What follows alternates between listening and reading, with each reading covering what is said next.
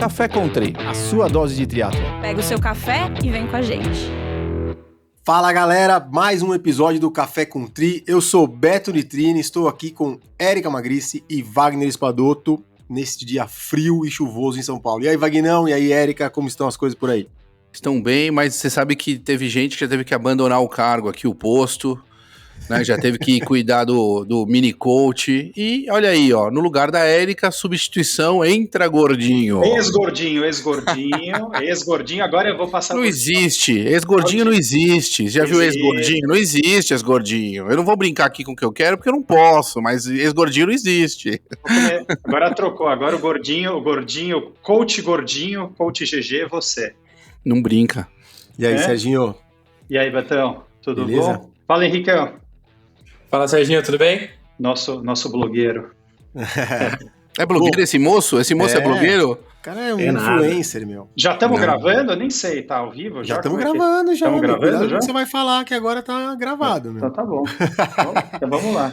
Bom, como o Serginho falou, hoje nós vamos falar aqui com o Henrique Kuniyoshi, o Henrique Kuni, que é fisioterapeuta formado pela USP, especialista em fisioterapia no esporte pela Unifesp, sócio proprietário do Instituto Olimpo, a clínica de medicina esportiva, ex-fisioterapeuta da Care Club de 2016 a 2021, fisioterapeuta da base do Palmeiras de futebol em 2017 até 2019.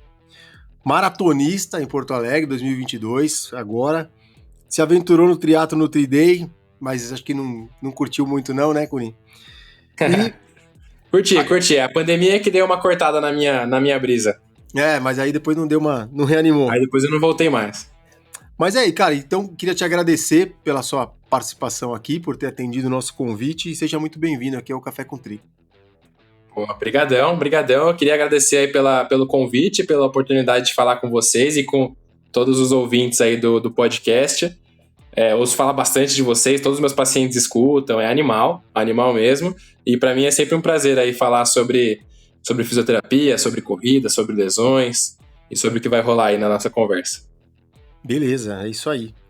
Bom, antes da gente começar, queria que você falasse um pouquinho da sua carreira, né? Você trabalhou com futebol na base do Palmeiras, né? E depois que você focou na corrida, ou foi acontecendo tudo junto? Como que foi aí o seu começo de carreira, né? Na verdade foi tudo junto, assim, eu me formei em 2015, né, na USP, e aí em 2016 eu já comecei a residência de fisioterapia esportiva na Unifesp, né, e ao mesmo tempo eu já fui convidado para trabalhar na Care Club, que era uma época que a Care Club estava saindo lá do prédio da Vila Olímpia e indo para primeiro espaço que foi ali na Brigadeiro, né, então desde o meu primeiro ano de formado, eu já comecei a trabalhar com muitos corredores de rua, muitos triatletas, né? Acho que era o nosso maior público.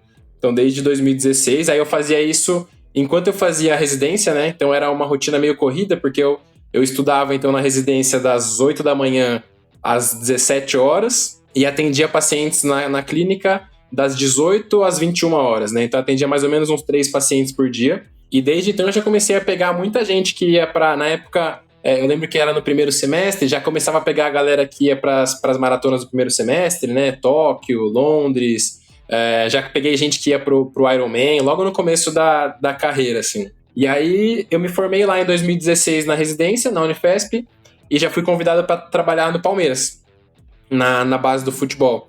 Aí eu fazia também uma rotina meio corrida, que era meio período lá em Guarulhos, né? No Palmeiras, e meio período na Care. Nesse caso, ela foi pro Itaim, né? Eu fui pra unidade do Itaim, que foi a segunda unidade que abriu.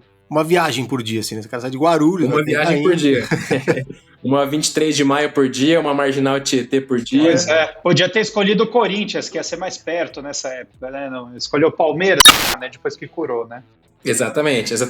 Eu acho que o nosso público de triatlo e corrida de rua, ele é um público que busca muito isso. Quando eles vêm me procurar, eles me procuram muito assim, eu não queria parar de treinar, né? Eu tô com uma lesão e eu não queria parar de treinar. E é uma coisa que, quando você não procura um profissional que é do esporte, ele vai falar, não, para de treinar. Por que você tá correndo? Vai jogar xadrez, descansa um mês, né? E aí ter tido essa experiência no futebol me fez aprender muito, né?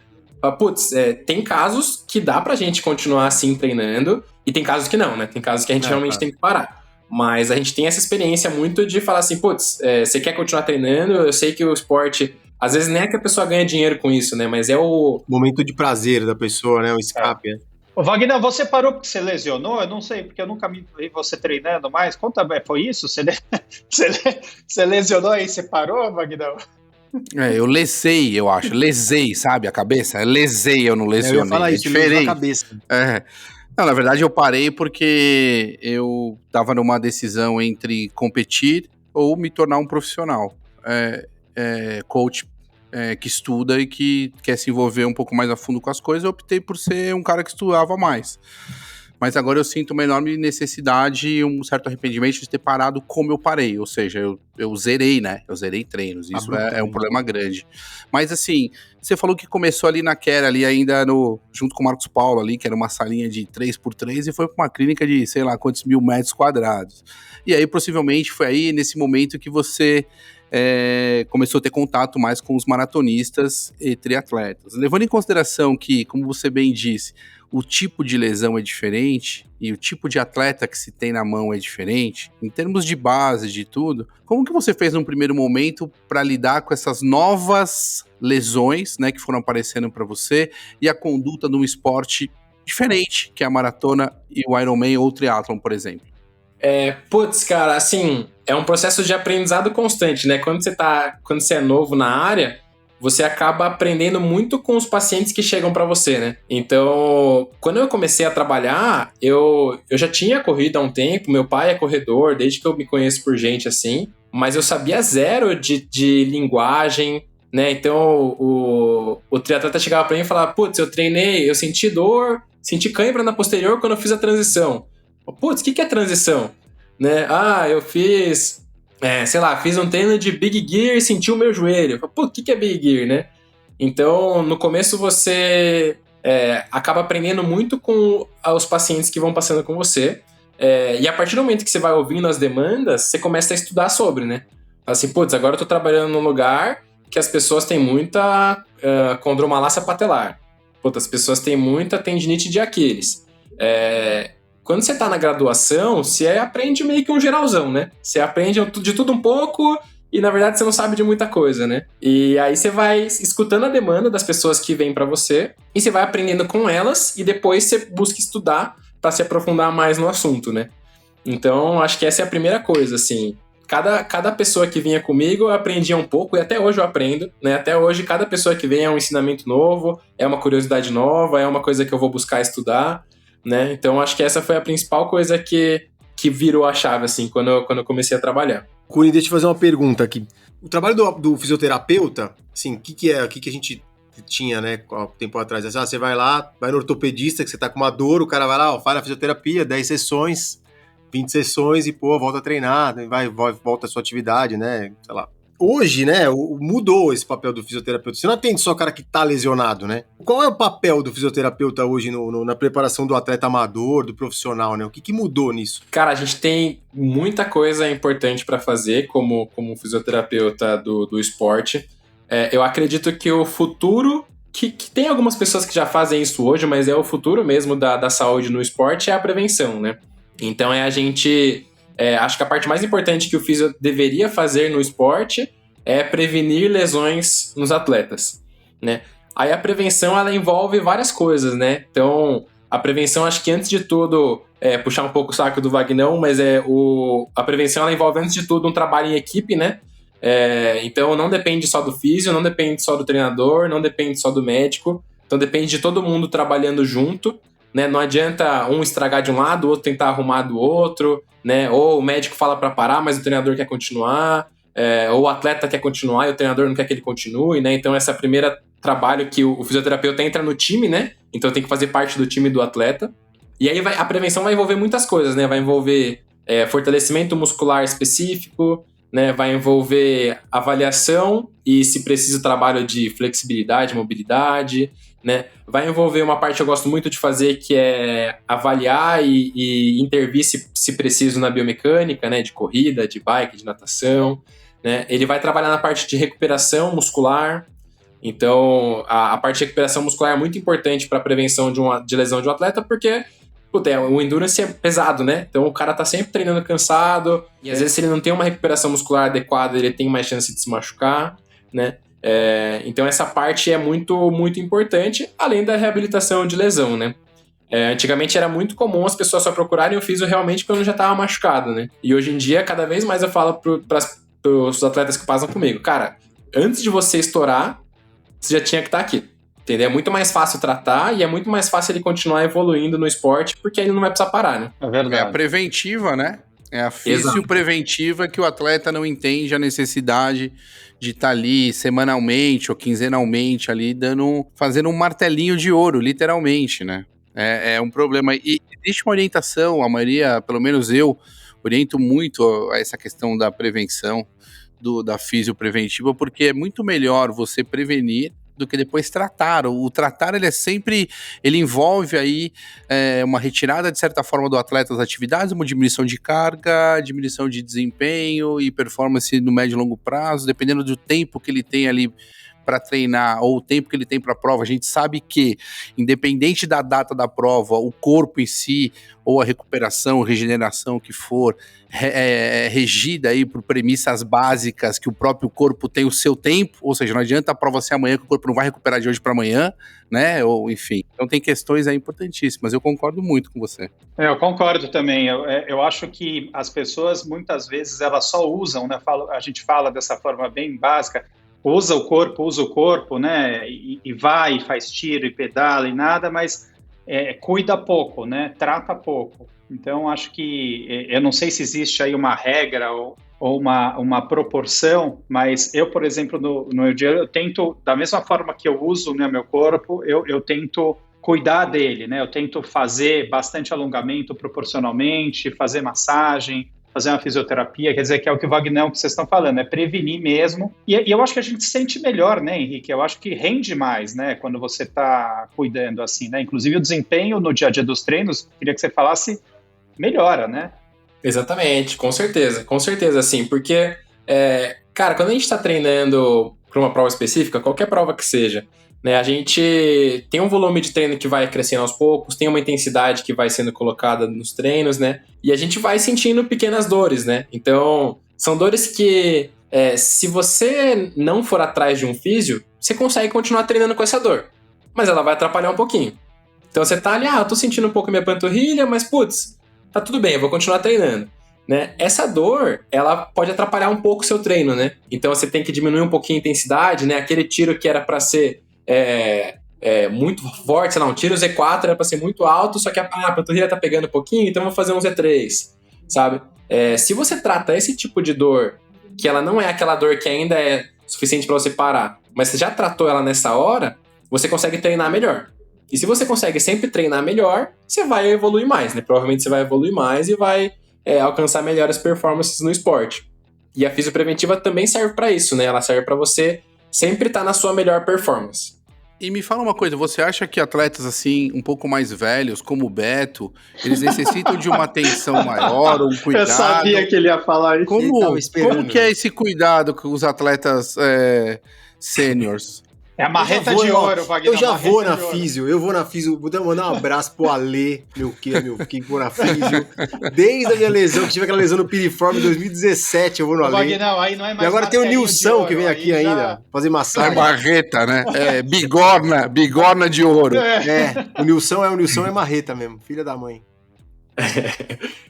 Bullying à parte, quanto mais velho você ficar, menos tempo de recuperação você vai ter, né? Você vai precisar de mais tempo para se recuperar, na verdade, né? Assim, claro que cada indivíduo é um indivíduo, mas quanto mais velho você fica, mais difícil vai ficando, né? É muito comum a gente ouvir aqui os pacientes falando, putz, cara, depois que eu passei dos 35, aquela dor que eu tinha antes, agora ela fica aparecendo sempre, ela me atrapalha, 35, eu já não recupero 35, tão bem. 35 já faz mais de uma década, né? Oi? Que foi? Os 35 já faz mais de uma década já que eu passei. Eu com os 35, eu tava fazendo Kona, agora eu tô... voando, eu não tô nem andando quase, tô com um bico de papagaio gigante aqui, você não sabe. Agora você virou o Conan, ele quis ser gentil, né? Ele quis ser gentil com a gente, né? Você viu, né? Ele quis. Você virou o Conan já, aquele filme velho. Gordo e peludo, é isso que eu tô. Não, mas a recuperação depois dos 35 nem tanto, mas depois dos 42, 43, cara, nossa senhora. É difícil mesmo. É difícil é ladeira abaixo. Uma lesão demora 6 meses, né? A dorzinha na panturrilha é de 6 meses, né, Betão? E eu acho que tem uma coisa que acontece muito, que a gente vai tendo ao longo, né, dos treinos aí de jovem, a gente vai tendo uma série de lesões. Eu, por exemplo, eu brinco que eu falo que eu tive mais de 40 lesões no mesmo lugar, na mesma panturrilha. Então, já aquela fibrose já virou, já não é nem mais um músculo, né? Então, assim, você convive com aquela dor e o teu corpo está se limitando. Eu queria que você falasse um pouco dessa questão, Henrique, que é a recorrência das lesões ao longo dos anos de treino, que aí muitas vezes a pessoa ficou mais velha e ela não entende, né, que ela não vai ter mais aquela performance, que aquela dor não sai de lá por causa de uma fibrose que ele já teve 20 vezes a lesão no mesmo lugar. E como é que a pessoa faz para conviver ou tratar isso? Porque muitas vezes ela vai ter que realmente conviver com aquele histórico, né? Com a história de lesões que ela teve, né? O músculo muitas vezes não volta a ser o que era, né? Você me corrige aí se eu estou errado. Sempre que a gente tem, por exemplo, uma lesão muscular, né? O músculo, ele é um tecido que, quando ele machuca, ele não volta a ser um músculo, né? Ele vira uma cicatriz, né? Então é parecido com o tecido de pele, né? Quando a gente corta a pele ela não volta a ser uma pele, ela vira uma cicatriz, e a cicatriz você vê que ela é um tecido um pouco mais frágil, às vezes um pouco mais fino, né? Então, principalmente quando a gente fala de lesão muscular, o tratamento ele tem que ser muito bem feito desde a primeira lesão que você teve, né? Para quê? Para que essa cicatriz ela fique da melhor qualidade possível, ela fique com as fibras bem alinhadas, né? Ela fique uma cicatriz, a gente chama de cicatriz funcional, né? Ela não contrai, mas ela tem um bom deslizamento e tudo mais. É muito comum a gente ignorar as primeiras lesões musculares e simplesmente fazer repouso e quando a gente faz repouso, ela vira uma cicatriz e você volta a treinar, né?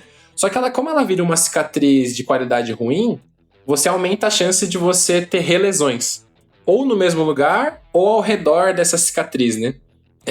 Então aí de novo entra o trabalho da físio precoce, né? Machucou, putz, já começa a tratar na físio para deixar isso com a melhor qualidade possível. Aí tem outro dado de literatura científica que a gente fala que grande parte das lesões, o maior risco de você ter uma lesão é você já ter tido uma lesão nesse mesmo lugar, né? Aí por que eu acho que isso acontece, né? Como que eu trabalho com isso? Eu acho que muitas das lesões, elas não são tratadas na causa, né? Então, por exemplo, o que quer dizer isso, né? Por exemplo, eu sinto uma dor no ombro para nadar. Aí a pessoa tá nadando, tá num ciclo lá de prova, tá aumentando o volume, até que o ombro estoura. Aí a pessoa para tratar o ombro. Aí ela vai lá na físio e faz laser no ombro, faz choquinho no ombro, faz fortalecimento de ombro. Passa 2 meses, vai voltar. O ombro vai ficar zerado, a pessoa vai voltar a nadar, e aí ela começa a nadar. Só que a causa da lesão dessa pessoa não foi resolvida, ele só resolveu as consequências, que o ombro estava inflamado, a gente desinflamou, deu uma fortalecida e voltou. Entendeu? A chance dela machucar o ombro de novo é grande, porque a causa não foi resolvida. O que poderia ser a causa nessa questão? Poderia ser uma questão técnica de natação. Então poderia ser, na hora de fazer a puxada da água, o ombro avançava à frente, e aí isso machucava a parte anterior do ombro, né? Se isso não for resolvido, a chance dessa dor aparecer novamente em breve é grande, né? Então isso é uma das grandes causas de relesão, assim, da gente ficar sempre machucando, né? E aí o tecido vai ficando numa qualidade pior e isso vai piorando, né? Isso vai piorando a situação até que a gente não aguenta mais. Isso é bem legal. Então, assim, aproveitando que você deu esse gancho, esse é um tema que eu sei que você gosta e você virou expert nisso, e eu acredito que as pessoas te procuram muito. Biomecânica, né? A gente já teve experiência, acho que o Beto, eu já fiz, né, na época da Care, eu fiz algumas aulas, né, de readequação, de movimento, que muitas vezes as pessoas acham chato, né? A gente não tem noção o quanto é importante, e é isso que você está falando. Isso pode prevenir aquela lesão e curar aquela lesão que você está tendo lá na frente, porque você está correndo de uma forma errada, enfim. Conta um pouco para a gente o que é biomecânica, né? Assim, eu queria que você desse alguns exemplos de casos que aconteceram e como você cuidou disso na corrida ou na natação, como você falou, ou mesmo na bicicleta, né? Eu trabalho muito com a parte de biomecânica, principalmente voltada para corrida, né? alguns casos de natação. A bike é mais uma conversa minha com o Bike Fit, né? Com a pessoa que realiza o Bike Fit. E assim, eu entendo que biomecânica é basicamente o jeito que você se movimenta, né? Isso para qualquer coisa que você faz. Tem a biomecânica da caminhada, a biomecânica da corrida, a biomecânica da bicicleta, né? É o jeito que o seu corpo realiza o movimento, né? E cada um tem o seu jeito, cada um se movimenta de um jeito, né? Eu acredito que todas as lesões que a gente tem no corpo, elas têm uma causa mecânica. Então, para doer o seu joelho direito, tem que ter alguma coisa que você faça especificamente no joelho direito para doer. Né? Para você machucar a canela esquerda, tem que ter alguma coisa que você faça para machucar a canela esquerda. Né? Quando a gente fala de triatlo, as dores são mais por exemplo, a dor na canela para correr. Pô, por que eu corro com as duas pernas e me dói só a canela esquerda? E por que não dói o joelho? Por que não dói o quadril? Né? Então ele acontece por uma causa mecânica. Por exemplo, a canelite... dos movimentos mais descritos para dor na canelite é a pronação e a velocidade de pronação do tornozelo, né? Então isso é uma coisa que coloca uma sobrecarga na tíbia. Pronação é quando pisa para dentro, né? Isso, quando pisa para dentro, exato. Quando você pisa e o pé vira para dentro de forma rápida e brusca, né? Isso coloca uma carga na canela. Quer dizer que vai machucar necessariamente? Não. Então tem gente que corre e faz esse movimento muito brusco e não se machuca, e tem gente que faz ele menos brusco e já machuca. Por quê? Porque para machucar tem que ter uma causa mecânica, mas ela sozinha não é suficiente para te machucar. Pode ser que tenham outros fatores que sejam até mais importantes do que a causa mecânica, que é, por exemplo, a pessoa não faz um fortalecimento muscular adequado, a pessoa erra o volume de treino, a pessoa não respeita as intensidades, a pessoa não descansa direito, não dorme direito, a pessoa não faz soltura muscular, né? Então... a mecânica ela é importante porque, para machucar uma parte do corpo, tem que ter uma causa mecânica. Aí o meu papel e o papel da equipe, né, do atleta, é entender se, para esse atleta, a mecânica é o mais importante. Entendeu? E é com isso que eu trabalho. É entender se faz sentido a gente... primeiro, a gente fazer uma avaliação, se faz sentido a gente identificar que tal dor é por causa de tal movimento, e também entender se faz sentido a gente melhorar isso ou não.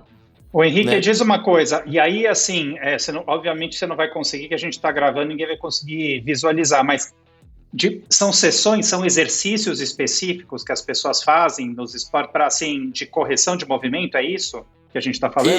Isso. Então, vou te dar um exemplo. Por exemplo, um exemplo mais comum que a gente tem na corrida é a pessoa que, na hora do apoio, né, quando pisa no chão, o joelho avança para dentro. Né, o joelho faz um valgo dinâmico muito grande. Esse é o exemplo mais clássico assim, de erro mecânico de corrida. E aí nessa pessoa ela tem uma dor medial no joelho, tem a dor na parte de dentro do joelho.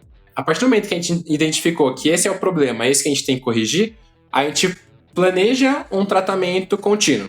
Né? Esse tratamento ele pode envolver, às vezes a pessoa, aí a gente tem que descobrir o porquê que ela avança o joelho para dentro. Né?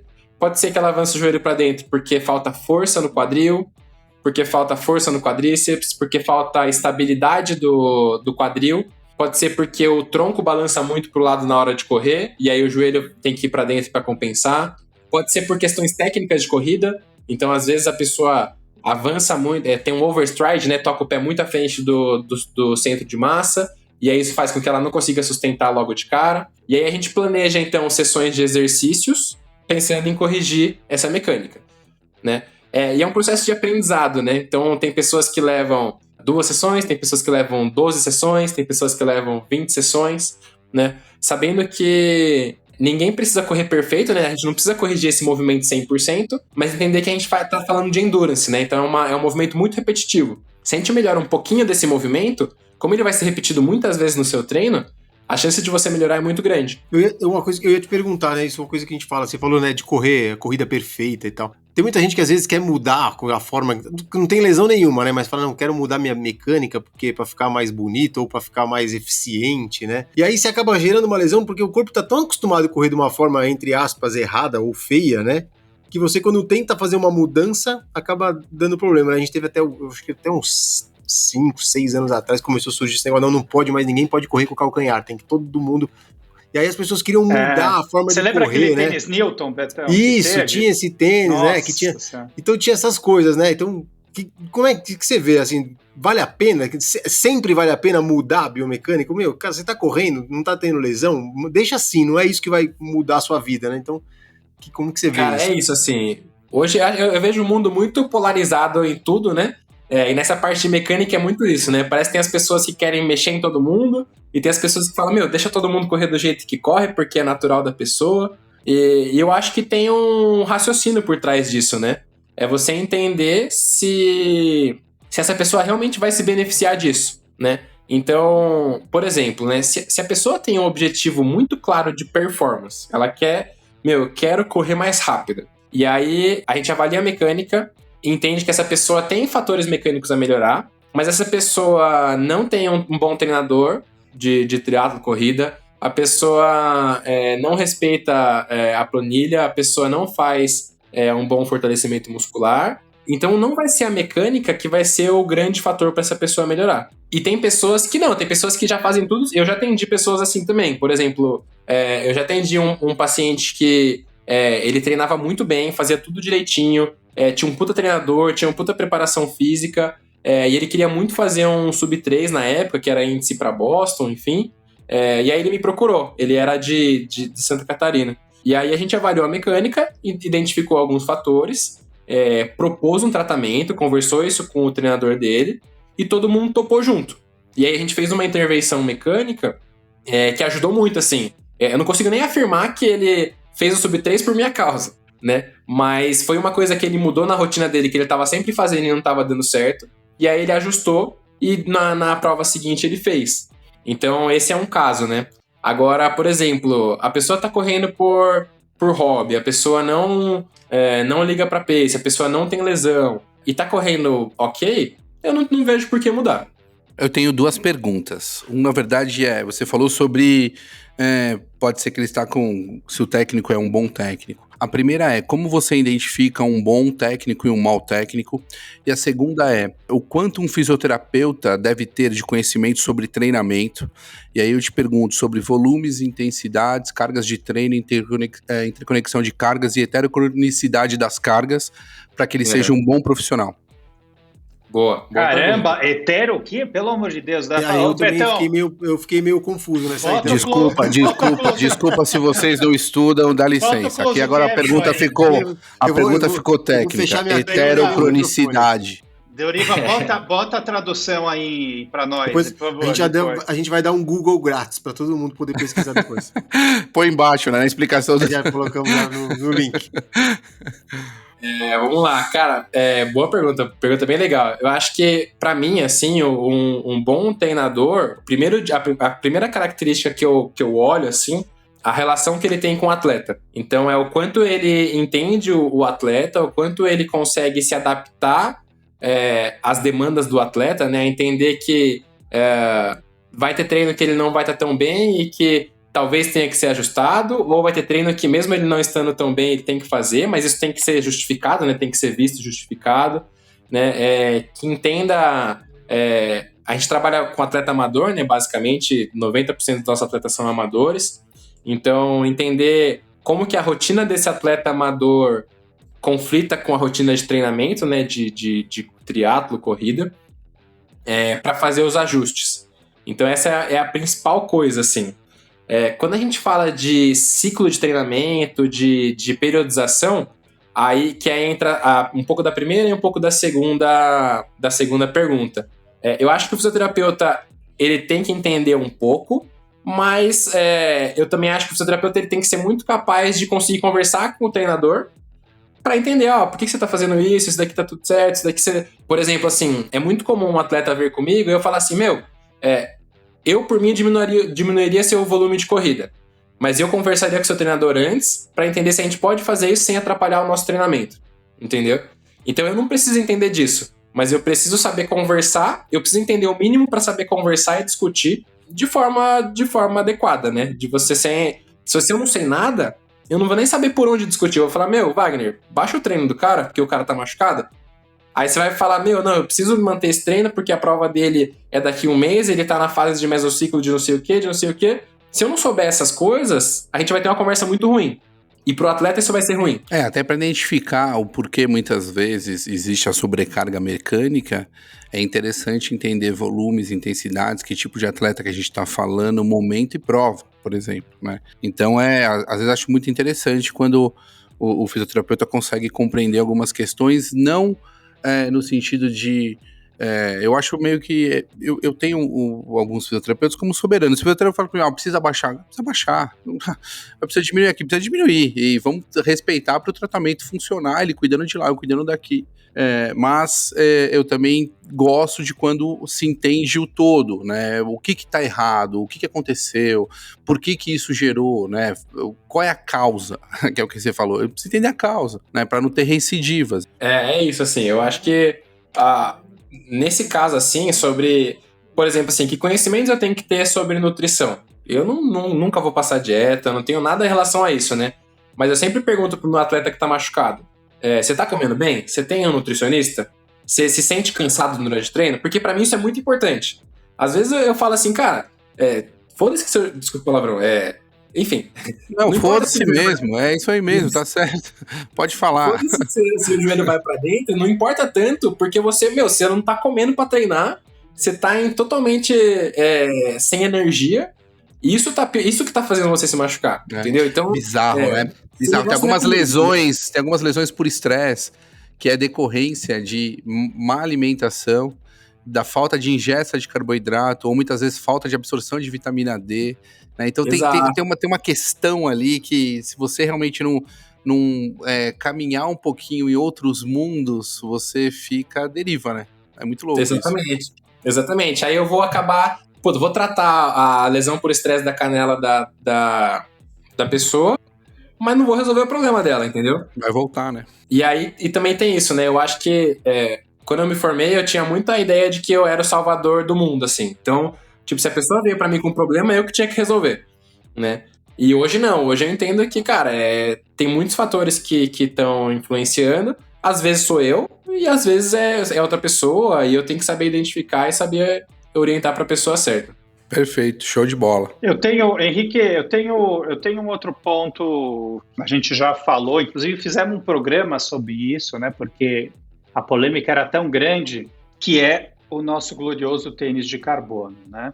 E a gente vê hoje, inclusive eu estava prestando atenção lá, Vagnão, na prova, eu acho que você deve ter prestado atenção também, que eu acho que a cada 10 atletas que passavam, 9...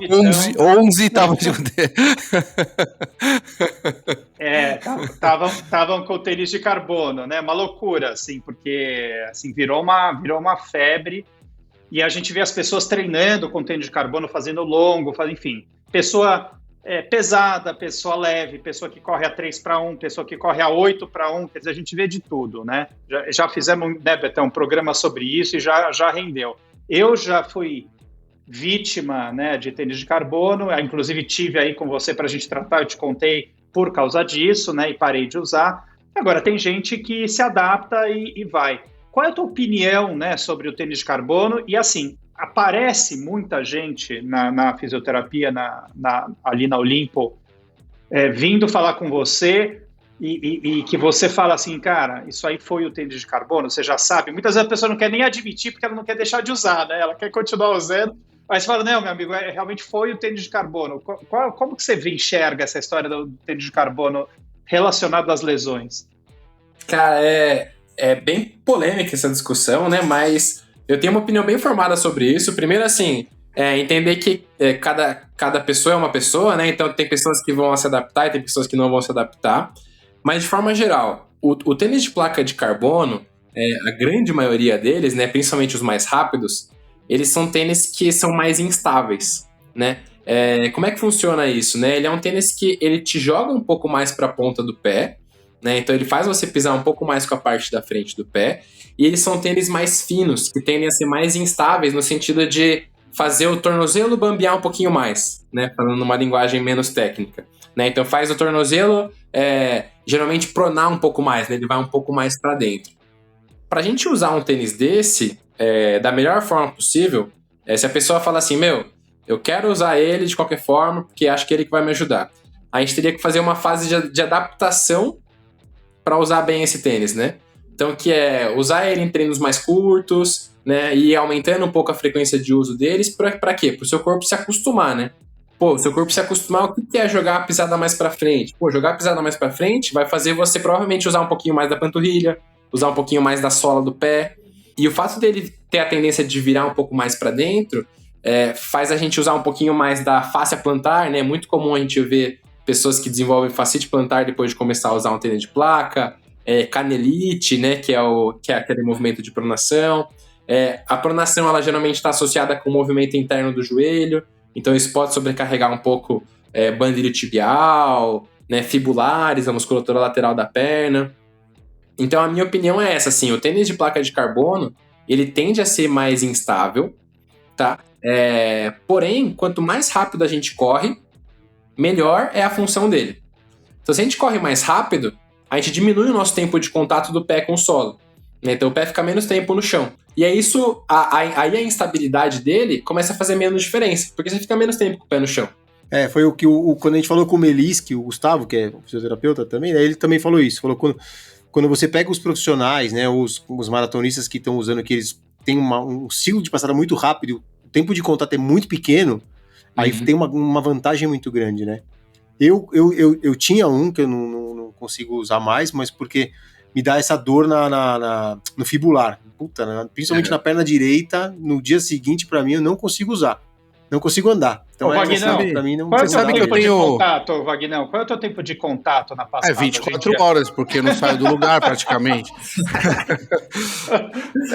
Mas assim, eu tenho um ponto importante para falar, que eu iria um passo atrás, viu, Henrique, se você me permitir, que é o fortalecimento do pé antes de começar a utilizar esse tipo de tênis. Ou seja, alguns aquecimentos e desaquecimentos, evidente no local que propicie isso, descalço, fazer um pouquinho mais de fortalecimento de musculatura intrínseca, né? Pegar em termos do tornozelo, porque a gente sabe que vai sobrecarregar ali o tornozelo, porque a base dele normalmente é mais fina, como você colocou. Então pegar ali um TheraBand e trabalhar os 4 planos bonitinho. Então eu daria um passo atrás ainda para poder realmente falar, olha, tá fazendo um trabalho bacana e você vai minimizar os teus riscos, né? O que você acha? Concordo muito. Aquilo que a gente falou de prevenção, né? É a gente entender as demandas que o tênis vai oferecer pra gente, né? E preparar o corpo para recebê-las, né? Então a gente prepara o corpo para receber essa demanda dele de instabilidade, de movimentos a mais. Tem pessoas que já têm o pé forte, ou tem pessoas que têm o pé fininho, assim, já tem a cadência muito alta de corrida, né? E essas pessoas costumam se dar melhor com o tênis de placa de carbono, né? Mas com certeza, assim, se a pessoa puder fazer essa preparação antes de começar a usar, a gente minimiza os riscos, né? A gente não consegue cortar os riscos, mas a gente minimiza os riscos. E aí também essa orientação, né? De entender que a placa de carbono era um benefício, assim, né? Ela ajuda a gente na corrida. Eu acho que ela realmente economiza um pouco da energia, mas ela é uma coisa para ser usada em coisas muito específicas, né? Talvez usar numa prova específica, a se adaptar em um ou outro treino e usar na prova. Tem gente usando placa para fazer regenerativo, para fazer rodagem, né? É bom que é um tênis que tem uma durabilidade assim incrível de barato, 200 né, quilômetros, um barato. Tênis super custo-benefício incrível. Você divide por 200 quilômetros e fala, meu Deus do céu. Exato. Não dá, né? E acontece muito também da pessoa, a pessoa que tem dinheiro, né? Então, eu tenho muito dinheiro e eu quero começar a correr. Qual que é o melhor tênis possível? A pessoa pensa que o melhor tênis é o tênis mais caro. Independente do que acontece, né? Qual que é o tênis mais caro que tem na loja? É o tênis que custa R$1.800, R$2.000. Então eu vou comprar esse daí. E pra essa pessoa que tá começando, é a pior coisa que tem, né? A chance de dar errado é muito grande, né? E ninguém pensa... É muito engraçado, né? O tênis mais caro é a assessoria mais barata. Agora que eu fiz uma relação boa. É o tênis mais caro com a assessoria mais barata. A pessoa investe tudo em material e não investe na equipe, né? Essa pessoa é a pessoa que não quer fazer físio, é a pessoa que não quer passar no médico, é a pessoa que não quer pagar uma boa assessoria. Agora, Henrique, pra gente, estamos caminhando para o final, a gente queria algumas dicas tuas, né? O que o atleta pode fazer sozinho, por conta própria, para evitar lesões? Então, assim, ele pode prevenir, ele pode fazer um alongamento antes ou depois, ele pode fazer uma soltura, ele pode, se ele tiver um rolinho em casa, uma bolinha de tênis, ele pisa... Tem alguma... mobilidade, né, Serginho? Uma mobilidade. O escorpião que você faz bastante, né, Wagner? Que você deita de barriga para baixo e fica, que encosta os pés no chão e faz o escorpião para trás. Ali. Olha, o escorpião tá difícil, viu? O escorpião, o verdadeiro escorpião faz tempo, viu, Serginho? Faz tempo. Olha o Chimbi, olha o mini coach aí, só causando. Tá um fire aqui. Cada caso é um caso, né? Então eu falei isso para algumas perguntas já que vocês fizeram. Cada atleta tem uma rotina que vai beneficiar mais para ele não se machucar, né? Então eu acho que seria muito legal se todos os atletas fizessem uma avaliação e a gente faz isso na performance, né? A gente fala de avaliação pré-temporada que a gente faz no futebol, que é os jogadores chegam. Aí a gente avalia tudo neles, a gente avalia a mobilidade, a gente avalia a flexibilidade, a gente avalia a força, a gente avalia a mecânica, né? Então, no triatlo, na corrida, se a gente pudesse fazer uma avaliação dessa, a gente conseguiria direcionar melhor o que é melhor para cada atleta fazer na rotina, sozinho, né? Então, tem atletas que vão se beneficiar muito de fazer o rolinho de liberação miofascial, né? Dar uma soltada na panturrilha, na coxa, na posterior de coxa, no glúteo. Aí tem uns que vão se beneficiar de fazer isso todos os dias, tem outros que vão se beneficiar de fazer isso uma vez por semana, né? Mesma coisa voltado para a mobilidade, né? É muito comum a gente pegar triatleta travado de tudo, assim. O cara, zero flexibilidade de cadeia posterior, zero mobilidade de quadril, né? Zero mobilidade de quadril, coluna. Isso é uma coisa né? genética, então, Henrique? Assim, tem pessoas que são mais flexíveis por causa de genética ou não tem nada a ver? É isso que também tem fatores. Tem fatores genéticos e também tem fatores de vida geral, né? É a pessoa que fatores, passa o dia inteiro sentada. Fatores genéticos e fatores preguiçosos, Serginho. É assim que funciona, entendeu? Entendi. Olha o Beto, ó. O que o Beto tá parecendo? O Gepeto, que esse, ó lá, dá uma olhada. Ele é preguiçoso, aqui ninguém tá vendo, senão vocês iam ver.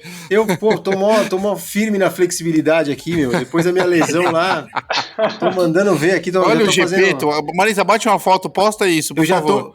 Eu já tô no intermediário 2 da yoga. Eu vou te falar que eu tô com medo a hora que a gente for pro vídeo agora, no nosso estúdio novo. E a gente vai perder totalmente a audiência, quando os caras olharem pra gente. Total. Nossa, é você que é o Wagner. Você sabe que outro dia, eu preciso contar isso aqui rapidinho. Eu tava lá em Floripa no 70.3, Serginho, e um aluno me apresentou a esposa, né? E depois ele comentou, falou assim, nossa, é ele que é o Wagner? Isso me deu uma tristeza profunda. Eu tive que dobrar a dose do meu remédio naquela semana. Nossa Senhora. Isso aí. Vocês interromperam a resposta do... Vai, Henrique, desculpa, viu? Fala. Não, imagina. Então é isso. Aí tem atleta que vai se beneficiar muito de fazer mobilidade e flexibilidade todos os dias. Tem outros que vão precisar fazer isso só uma vez por semana. Tem outros que nem vão precisar fazer, né? O trabalho de força específica, né? Por exemplo, tem atletas que vão precisar trabalhar um pouquinho mais de estabilidade de quadril, ou que nem o Wagner falou, de força de musculatura do pé, força de tornozelo, né? E que isso tudo pode ser feito sozinho, né? Rolinho de liberação, fortalecimento, flexibilidade e mobilidade, às vezes fazer uma imersão no gelo, né? Então, você entender... tem várias coisas que a gente consegue fazer sozinho. Várias coisas. Muita coisa mesmo. E as que a gente não consegue, liga no Olimpo e vai lá no Olimpo fazer. É isso, né? Exatamente. Tem muita coisa que é isso. Se você não consegue fazer sozinho, você precisa de um profissional para te ajudar. E acho que até para fazer sozinho, você precisa pelo menos uma indicação de como fazer, né? Porque também fazer sozinho, fazer errado, não adianta nada também, né? Exato, é isso que eu te falei, assim, é isso que eu falei. A gente precisa fazer uma boa avaliação para identificar o que você precisa fazer mais. Porque hoje em dia a gente tem muita informação, né? Você abre o Instagram, cada pessoa solta um vídeo que você tem que fazer um exercício tal para melhorar tal coisa. Meu Instagram também tem isso, tá? Mas se você pegar toda a indicação de todas as pessoas que você olhar, você não vive mais. Você vai só treinar, você não vai trabalhar, aí você vai fazer o alongamento de glúteo porque tal pessoa falou, você vai fazer o fortalecimento de tornozelo que tal pessoa falou, né? Então você tem que identificar o que vai ser bom pra você, né? E aí realmente fazer. Aí a gente bola uma rotina.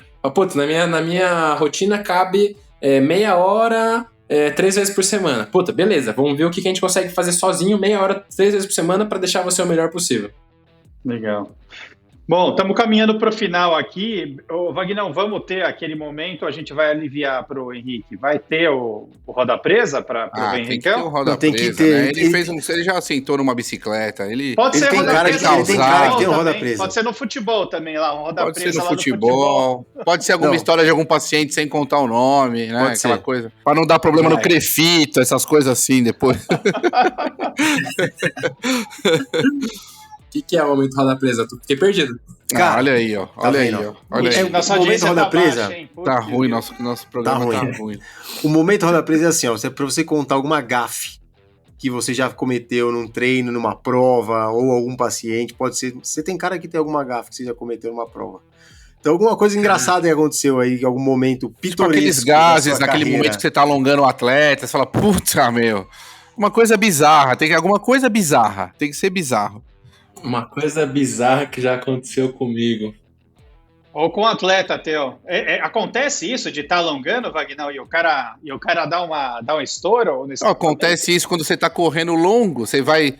Eu lembro que antigamente, quando eu dava personal, né? Eu já fui um personal qualificado, e eu às vezes corria com o atleta e corria na folhinha, porque, meu, impossível. Naquela época a gente tomava, eu não lembro o que a gente tomava, que era um carboidrato, não lembro, era uma loucura aquilo, era horrível. E dava muitos gases.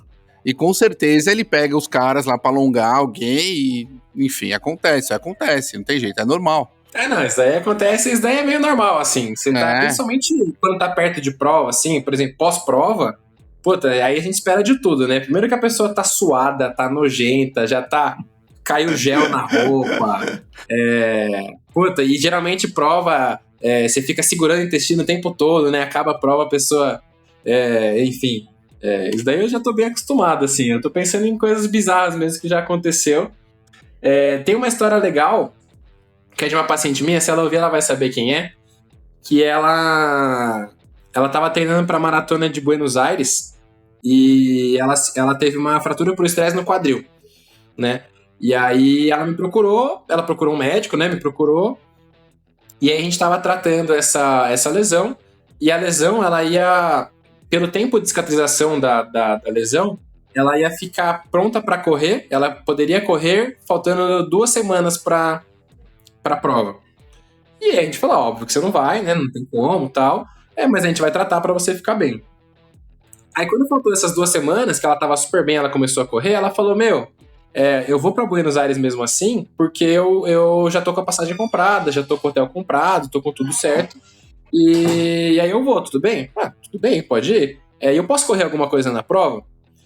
Aí eu sentei com ela, né? Aí falei pra ela, né? Junto com o treinador. Ela tinha corrido 3 km no máximo.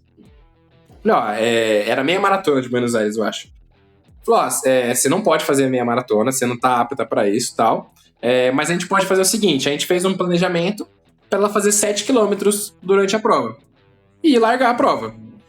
Se você vai fazer 7 km, só porque você já tá lá, você vai entender a vibe da prova, você vai curtir e tal.